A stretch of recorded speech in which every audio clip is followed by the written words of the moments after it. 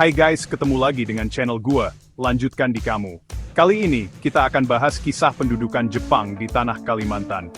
Tahun 1942, Jepang datang ke Kalimantan. Mereka menjanjikan kemakmuran bersama di Asia Timur Raya. Rakyat Kalimantan yang saat itu masih di bawah jajahan Belanda, menyambut Jepang sebagai pembebas. Namun, janji tinggal janji. Kedatangan Jepang justru menjadi awal dari masa-masa kelam di bumi Kalimantan. Jepang mengincar kekayaan alam Kalimantan, terutama minyak bumi. Minyak bumi sangat dibutuhkan Jepang untuk menjalankan mesin perang mereka. Kalimantan, dengan ladang minyaknya yang melimpah, menjadi sasaran empuk bagi kerakusan Jepang. Rakyat Kalimantan tertipu. Jepang yang datang dengan senyum dan janji manis, ternyata datang untuk menjarah dan menindas. Harapan untuk hidup merdeka dan sejahtera, pupus sudah. Pendudukan Jepang di Kalimantan adalah tentang eksploitasi. Jepang datang untuk mengambil, bukan memberi. Sumber daya alam Kalimantan, terutama minyak bumi, dikuras habis-habisan. Ladang-ladang minyak di Tarakan, Balikpapan, dan daerah lainnya diubah menjadi pusat-pusat produksi untuk memasok kebutuhan perang Jepang. Rakyat Kalimantan tidak merasakan manfaat dari kekayaan alam mereka sendiri. Minyak bumi yang dipompa dari tanah mereka, diangkut ke negeri seberang untuk memperkaya Jepang dan melanggengkan penjajahan. Lingkungan Kalimantan pun tak luput dari kerusakan akibat eksploitasi Jepang. Hutan-hutan ditebangi, tanah digali, dan sungai-sungai tercemar. Eksploitasi sumber daya alam oleh Jepang meninggalkan luka yang dalam bagi alam Kalimantan. Jepang memaksa rakyat Kalimantan untuk bekerja bagi mereka. Para pemuda, orang tua, bahkan perempuan dan anak-anak dipaksa menjadi romusha. Mereka dipekerjakan di tambang-tambang, perkebunan, dan proyek-proyek infrastruktur seperti pembangunan jalan, jembatan, dan lapangan udara. Kondisi kerja paksa sangatlah buruk. Makanan yang diberikan sangat sedikit, tempat tinggal yang tidak layak, dan perlakuan yang kejam dari tentara Jepang, membuat banyak romusha meninggal dunia. Nyawa rakyat jelata tak ada artinya di mata Jepang. Mereka yang mencoba melarikan diri akan disiksa atau dibunuh. Kerja paksa adalah bentuk penindasan yang sangat kejam yang dilakukan Jepang terhadap rakyat Kalimantan. Pendudukan Jepang membawa penderitaan yang luar biasa bagi rakyat Kalimantan. Stok makanan menipis, karena hasil bumi diangkut ke Jepang. Rakyat Kalimantan mengalami kelaparan yang parah. Tubuh-tubuh kurus kering dan wajah-wajah pucat pasi menjadi pemandangan yang biasa. Kondisi kesehatan semakin memburuk karena kurangnya obat-obatan dan tenaga medis. Penyakit seperti malaria, disentri, dan TBC merajalela. Banyak yang meninggal dunia, bukan karena peluru, tetapi karena kelaparan dan penyakit. Jepang tidak peduli dengan penderitaan rakyat Kalimantan. Bagi mereka, rakyat Kalimantan hanyalah sumber daya yang bisa dieksploitasi. Pendudukan Jepang adalah masa-masa kelam yang penuh dengan air mata dan penderitaan.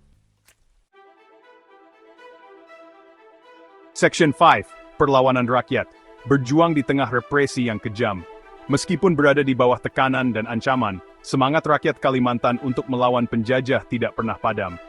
Perlawanan terhadap Jepang muncul di berbagai daerah di Kalimantan, dipimpin oleh tokoh-tokoh masyarakat, pemimpin agama, dan pemuda-pemuda pemberani. Mereka melakukan berbagai bentuk perlawanan, mulai dari sabotase, propaganda, hingga perlawanan bersenjata.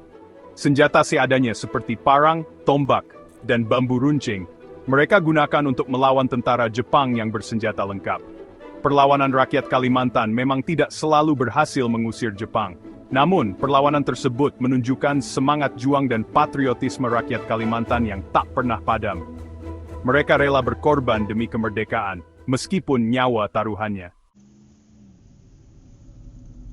Section 6, Peristiwa Mandor Berdarah, tragedi kemanusiaan yang mengerikan. Salah satu peristiwa paling kelam dalam pendudukan Jepang di Kalimantan adalah peristiwa Mandor Berdarah. Pada 28 Juni 1944, ribuan rakyat Kalimantan dibantai secara keji oleh tentara Jepang di Mandor, Kalimantan Barat. Peristiwa berdarah ini diawali dengan kecurigaan Jepang terhadap rencana perlawanan rakyat Kalimantan. Jepang kemudian menangkap ribuan orang, mulai dari tokoh masyarakat, pemimpin agama, pegawai negeri, hingga rakyat biasa. Tanpa diadili, mereka dibawa ke hutan-hutan di Mandor dan dieksekusi massal. Peristiwa mandor berdarah adalah bukti nyata kekejaman Jepang dan pelanggaran HAM berat yang tidak boleh dilupakan. Section 7, Luka Lama dan Warisan Negatif Pendudukan Jepang. Pendudukan Jepang di Kalimantan meninggalkan luka mendalam yang sulit dihapus. Trauma dan duka akibat penindasan, eksploitasi, dan kekejaman Jepang masih membekas di hati rakyat Kalimantan. Pendudukan Jepang juga menyebabkan kerusakan infrastruktur yang parah, kemiskinan yang meluas, dan keterbelakangan di berbagai bidang. Luka-luka lama ini menjadi pengingat bagi kita akan betapa mahalnya harga kemerdekaan. Warisan negatif pendudukan Jepang tidak hanya berupa kerusakan fisik, tetapi juga trauma psikologis yang diturunkan dari generasi ke generasi. Rasa takut, ketidakpercayaan, dan dendam menjadi warisan pahit yang harus disembuhkan. Section 8. Pelajaran sejarah, mengingat masa lalu, membangun masa depan. Kisah pilu pendudukan Jepang di Kalimantan mengajarkan kita tentang pentingnya persatuan, semangat juang, dan cinta tanah air. Kita harus belajar dari kesalahan masa lalu, agar sejarah kelam tidak terulang kembali. Penting bagi kita untuk selalu waspada terhadap segala bentuk penjajahan, baik fisik maupun budaya. Kita harus menjaga persatuan dan kesatuan bangsa, serta mengutamakan kepentingan nasional di atas kepentingan pribadi atau golongan. Sejarah adalah guru terbaik. Melalui sejarah, kita bisa belajar dari masa lalu untuk membangun masa depan yang lebih baik. Mari kita jadikan sejarah sebagai inspirasi untuk membangun Indonesia yang merdeka, bersatu, dan sejahtera. Section 9. Menghargai jasa pahlawan dan meneruskan semangat perjuangan.